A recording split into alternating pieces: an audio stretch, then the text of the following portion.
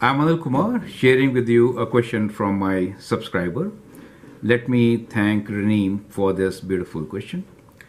She wants to understand how to write pattern rules when the inputs are not consecutive numbers. In this case, for example, we don't have 1, 2, 3, 4, 5, 6. Inputs are like 2, 4, 6, 8. Skip one kind of thing, right?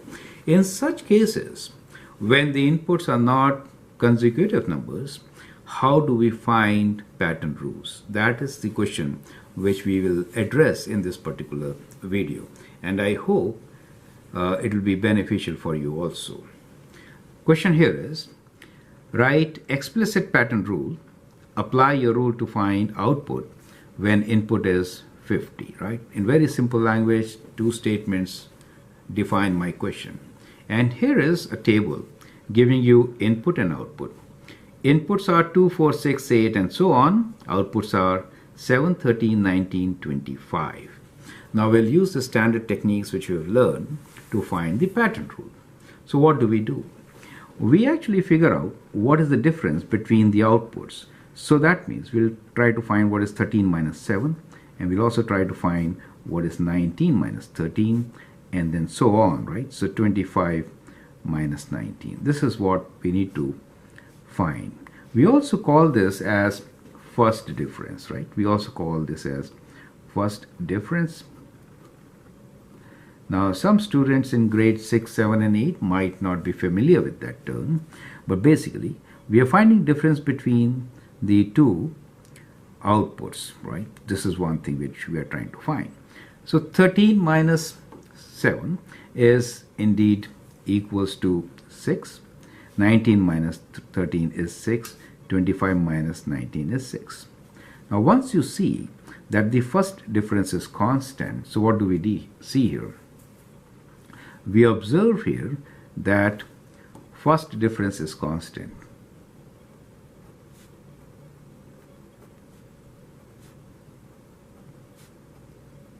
Right? In that case, we know that our input output works kind of like this. So if I have this kind of a machine here which is taking some inputs, and giving some outputs, then the first operation which is being performed here is times 6.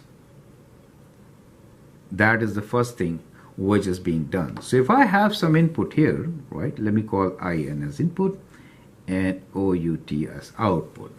In that case, this difference is my first operation, times 6. This is what I see normally.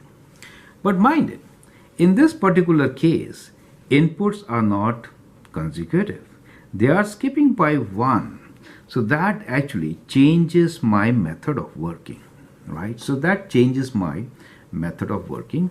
So I'll have to redo this. So this is not always true if the numbers in the input side are not consecutive numbers. Here they're skipping. So what I do here is I need to find that difference also. So that should be constant, right? So here 4 minus 2 is what? 4 minus 2 is equals to 2. And then we have 6 minus 2, which is also 2. And then we could do 8 minus 2. 8 minus 6. I should have written 6 minus 4, I'm sorry. Which is also 2. So what we see here is that the inputs also skip by 1. So they are in a difference of 2. So what really happens is that my machine gets modified.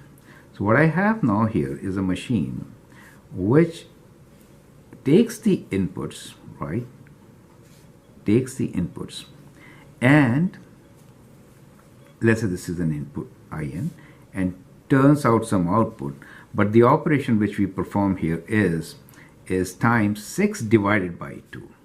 Is not 6, it is times 6 divided by 2. 6 divided by this number 2. Do you get it?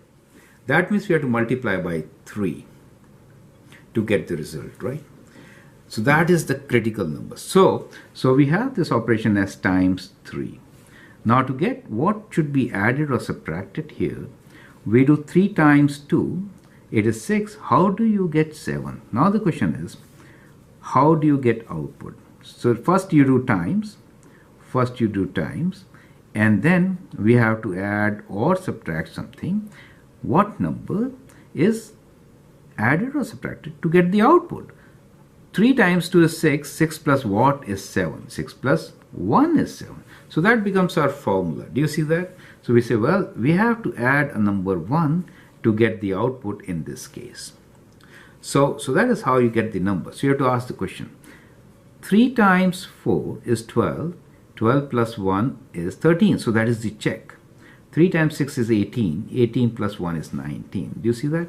So we see times 1 works for us. For example, 2 times 3 plus 1 is 6 plus 1, 7, right? 4 times 3 plus 1 is 12 plus 1, 13.